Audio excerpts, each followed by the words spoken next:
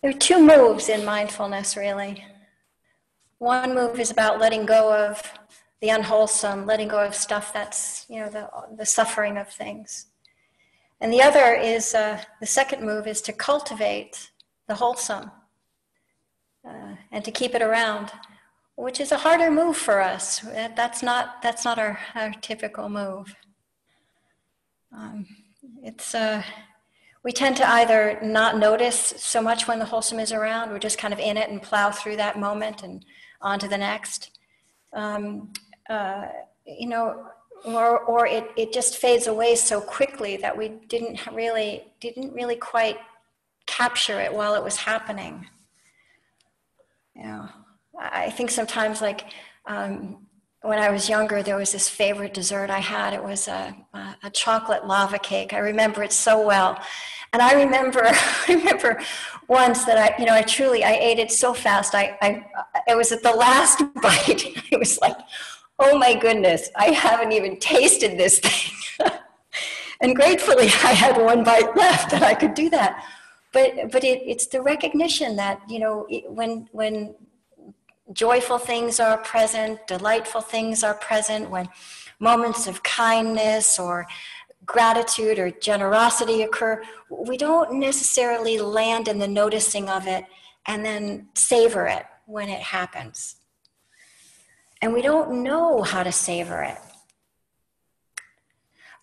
But brain science suggests it's a really good idea that we learn to do that. And in fact, 12 seconds is what the recommendation is. Just 12 seconds holding on to a positive feeling begins to change the wiring in the brain. And frankly, I think that's really good news for us, since I think most of us can muster up 12 seconds at a time. So the idea, once we muster up a wholesome feeling, is then to figure out how to keep it around. And I was thinking about the role of the fire keeper in ceremony, that the idea is that the fire keeper learns to keep the fire going and has to learn all the different ways of keeping that fire going. And that is very much what we're trying to do, is figure out how do we keep these little fires of goodwill, of generosity, of kindness, of friendliness, of caring attention, how to begin to keep them around. And then, there are a few tricks, there are a few recommendations actually in the suttas. The recommendation that you begin to notice them in daily life when they occur, just randomly when they occur. Someone's kind to you and you actually notice that kindness and bring that forward, breathe with that and make much of it. Also, to simply reflect on the word itself, like if I were to reflect on generosity, and keep just letting that word land periodically in my psyche, I start to have a different relationship to that word and a different understanding about that word, what that means inside.